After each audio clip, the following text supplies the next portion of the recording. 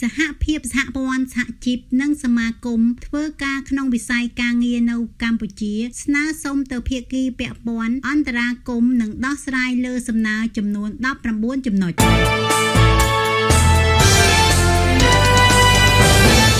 នៅក្នុងឱកាសប្រារព្ធទិវាពលកម្មអន្តរជាតិ1ឧសភាខួបលើកទី139ឆ្នាំ2025នាព្រឹកថ្ងៃទី1ខែឧសភាឆ្នាំ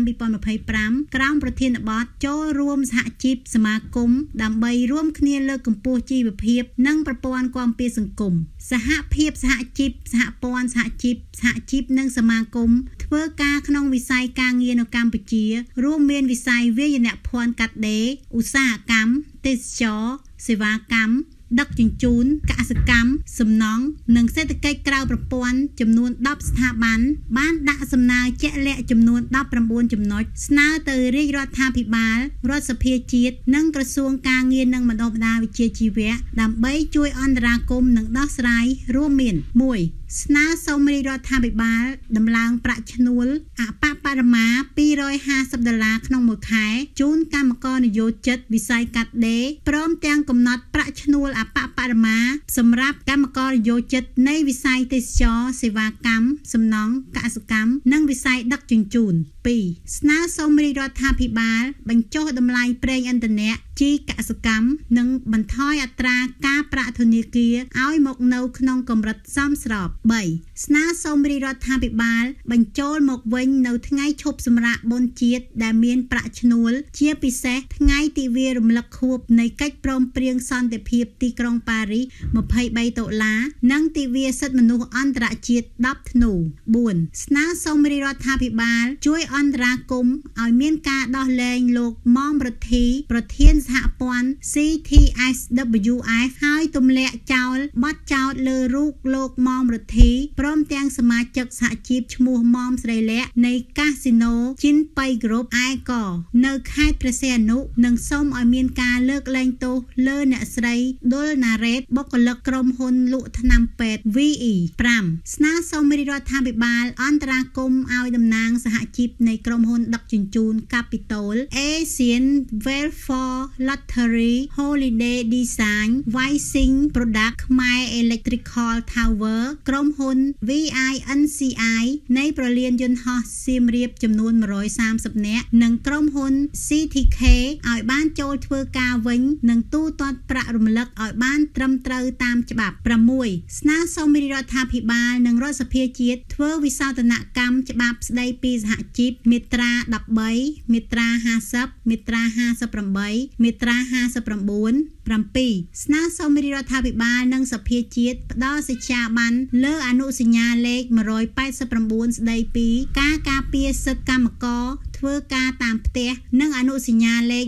190ស្ដីពីអំពើហិង្សានិងការយាយីដើម្បីលុបបំបាត់រាល់អំពើហិង្សាប្រឆាំងនឹង Gender និងការយាយីនៅក្នុងពិភពការងារ 8. ស្នើសុំរាជរដ្ឋាភិបាលអនុវត្តរបបសន្តិសុខសង្គមផ្នែកនៃកម្មភាពឲ្យបានឆាប់និងត្រូវពង្រីកសេវាកម្មនិងថែទាំជំងឺឲ្យមានគុណភាពខ្ពស់ស្មើភាពនិងពង្រីកការចុះឈ្មោះជាសមាជិកបសសឲ្យបានគ្រប់គ្នាជាពិសេសកម្មករនិយោជិតងាយរងគ្រោះ 9. ស្នើសុំរាជរដ្ឋាភិបាលអនុវត្តរបបសន្តិសុខសង្គមផ្នែកថែទាំសុខភាពសម្រាប់បុគ្គលិកស្វ័យនិយោជឲ្យមានជាកញ្ចប់គ្រួសារនិងឆាប់អនុវត្តរបបសោធននិវត្តន៍គ្របដណ្ដប់បុគ្គលស្វ័យនិយោជ 10. ស្នើសុំរាជរដ្ឋាភិបាលបង្កើតគោលនយោបាយនិងប្រកាសស្ដីពីសុខភាពនិងសុវត្ថិភាពនៅកន្លែងការងារដើម្បីការពារកម្មករនិយោជិតងាយរងគ្រោះព្រមទាំងចេញប្រកាសស្ដីពីនីតិវិធីដោះស្រាយវិវាទបុគ្គលនៅក្រមប្រឹក្សាអាជ្ញាកណ្ដាល 11. ស្នើសុំរាជរដ្ឋាភិបាលបង្កើតច្បាប់បញ្ចូលកម្មករដឹកជញ្ជូនទំនិញឬប្រកបមុខរបរតាមប្រព័ន្ធ Platform Worker ឲ្យក្រុមហ៊ុនចុះបញ្ជីនៅបេឡាជាតិសន្តិសុខសង្គមបសស 12ស្នើសុំរដ្ឋាភិបាលនិងរដ្ឋសភាជាតិជំរុញឲ្យអនុវត្តតុលា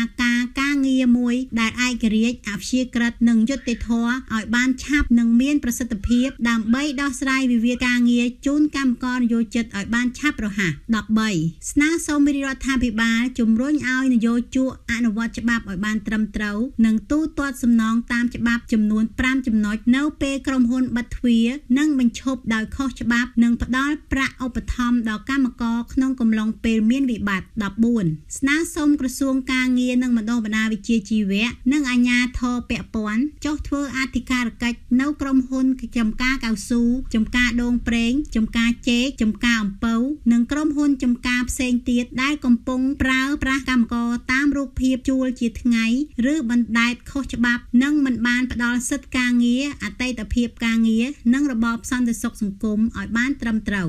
15ស្នើសុំរដ្ឋាភិបាលរៀបចំកន្លែងឲ្យបានសមរម្យសម្រាប់បងប្អូនកម្មករសេដ្ឋកិច្ចក្រៅប្រព័ន្ធបានប្រកបមុខរបរប្រកបដោយសុវត្ថិភាពនិងឧបត្ថម្ភដើមទុននិងចំណេះដឹងសម្រាប់ពួកគាត់ប្រកបមុខរបរ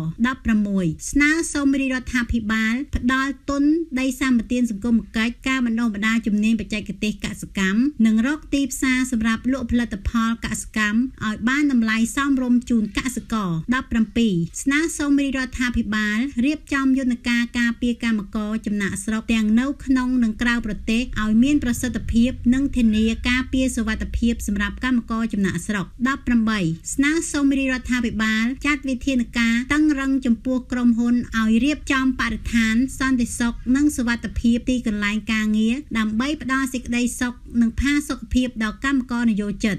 19ស្នើសុំរដ្ឋាភិបាលរៀបចំគោលនយោបាយបទដ្ឋានគតិយុត្តស្ដីពីការគ្រប់គ្រងការប្រើប្រាស់សារធាតុអាបេស្តូសនៅកម្ពុជានិងការដាក់បញ្ចូលជំងឺដែលបណ្ដាលមកពីសារធាតុអាបេស្តូសក្នុងបញ្ជីជំងឺវិជ្ជាជីវៈការស្នើសុំទាំង19ចំណុចនេះត្រូវបានទទួលដោយតំណាងរដ្ឋសភាតំណាងរាជរដ្ឋាភិបាលនិងតំណាងបេឡាជារបបសន្តិសុខសង្គមហៅកាត់បសសតែទោះជាយ៉ាងណាស្ថាប័នទាំង3មិនទាន់ឆ្លើយតបយ៉ាងណាចំពោះរឿងនេះនៅឡើយទេ